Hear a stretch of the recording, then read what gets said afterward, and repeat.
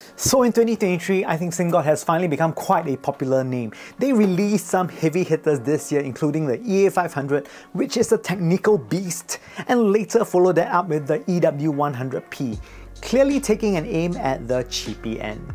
And if you know me, I am seriously adverse to vegetables like how I am adverse to bullshit. So let's take a deep look at this cheapy and see if it stands up or just flops around. The box of the EW200 is seriously cool. Written on it is a maze, and they actually have included a small puzzle at the front of it. A literal maze. I am so amazed. It kept me entertained for a good 1 hour trying to solve this puzzle. So flipping the box around, you get to see the reference curve that Simgot is targeting. Great for those of you who like to religiously look at graphs. Removing the sleeves and opening the box reveals the IEM itself, and just below it are the cables. On the right is a box containing a drawstring bag as well as some ear tips.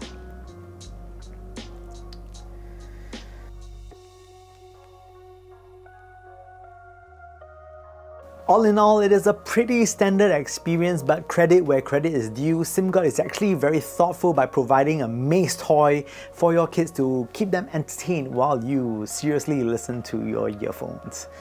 Nothing really much to complain about here, as these are built to a budget, and for what was provided, I think that they are very acceptable. So of course, we are gonna go next into the build quality. So the build quality on the EW200 is like as if the EA500 had a baby with the EW100p. Basically, it's a metal version of the EW100p that has a nice mirror finish that is seen on the EA500. In all seriousness, build on the EW200 is mega. Just holding them, they exude good build quality. Metal used in the chassis has a nice hard and solid feel that screams quality. There is a small bit of unevenness in the chassis, but again, it's quite forgettable due to the price. It is overall very decent, but of course the more expensive EA500 is certainly ahead in terms of build quality. If you always want to play bumper cars with your IEMs, the EW200p is a good contender for one that will always just win, especially when you just crash it into its younger sibling, the EW100p that is made in plastic, so the metal always wins. I actually like how Simgot has a house shape and some continuity in design with the EW200, where it looks similar to the EW100p. It again has that raised section near the nozzle, which is very smart from Simgot as it makes the earphone a lot more comfortable, so 5 points to Simgot. The EA200 also features a 2-pin termination and is great for those of you who just simply enjoy cable rolling. Inside the chassis is a dynamic driver, this time around with a SCP diaphragm. It is basically a material that combines the strength of diamond-like coating as well as liquid crystal polymer. So the cable on the EW200 might seem similar to the EA500, but they do feature a silver gold colored cable, but it's actually silver-plated copper. The fittings on the cable is pretty basic with the molded plastic on both the splitter and the 3.5mm jack.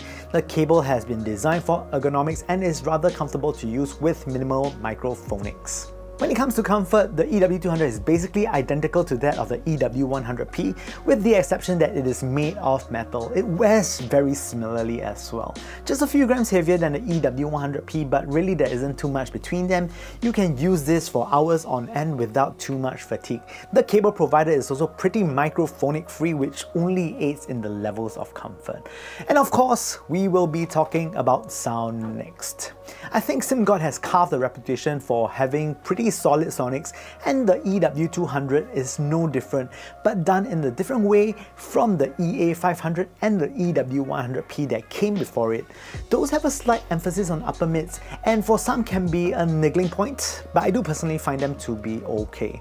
The EW200 on the other hand has more body. By that I mean bass and lower mids as compared to the EW100p, which basically makes them sound girthier.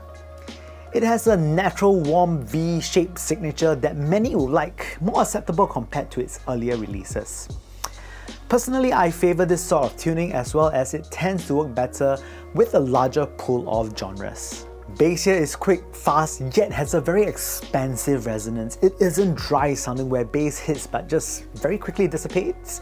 Extension in bass is good as you still have good bass response at 30Hz. I do really enjoy how the sub-bass transitions into mid-bass. The mid-bass here is slightly elevated compared to sub-bass, which actually gives body to bass texture. Bass here is taut and dynamic, which makes them very suitable for a large number of genres, and in terms of quantity, they are certainly not bass cannons and will not fulfill any fantasy of being in a subwoofer. I do find that they are well balanced when considering the whole sonic signature. Mid-range. As bass is a little bit meatier on the EW200, this also allows for the mid-range to continue the trend of being beefier. Mentioned earlier that this is a V-shaped IEM, but I don't find that the dip in the mid-range to be too severe where vocals sound recessed. What you get here is vocals that just sit a hair recessed and should not be too much of a problem, as humans tend to be able to hear vocals quite well anyways. Separation in the mid-range is actually pretty elaborate despite its beefier nature. Instruments still sound pretty nimble despite its slightly thicker character, and the notes are pretty well defined as well. Vocals are something that I am quite smitten with here. There is a touch of warmth that makes vocals very magical, and this applies for both male and female vocals. I think the mid-range transitions into the upper mid-range quite seamlessly, which is something I prefer on the EW200 rather than the EW100p. Also, when it comes to details, I find that the EW200 is able to render details quite well, especially when I use a higher end DAP. Treble extension on the EW200 is pretty good, to be honest, as it extends effortlessly to about 12 to 13 kHz. There is also a very nice complementary air to give it an overall greater tonal naturalness. Cymbals here are crisp and fast that does not sound out of place. Making treble really that effortless takes quite a bit of effort, as it is really easy to disrupt the perception of air. I like how it has slightly thicker notes coming from the bass and mid-range that gives a little bit more weight to the treble, and yet it does not completely sound overweight. I think treble here is masterfully done. And next we are going to talk about Soundstage when it comes to width and height. As for Soundstage with regards to that, I think that the EW200p is pretty good and actually sounds adequately tall and wide. And when we are talking about depth and positioning, usually a thicker signature would mean that you get weaker perception of depth and positioning, but I think for the EW200, it bucks this trend. There is enough micro contrast between the notes that allows for instruments not to congeal together, which results in rather good depth perception and positioning. And of course, importantly, we need to compare with some other IEMs so that this review has some meaning. First is the Simgot EW100p. So with a shape that looks so similar with its cheaper sibling, this calls for a comparison. The EW200 is fuller sounding and has better balance between the bass and highs. Bass on the EW200 sounds fuller with good resonance. The EW100 on the other hand does not sound as full, and the resonance tends to decay a little bit too quickly by comparison.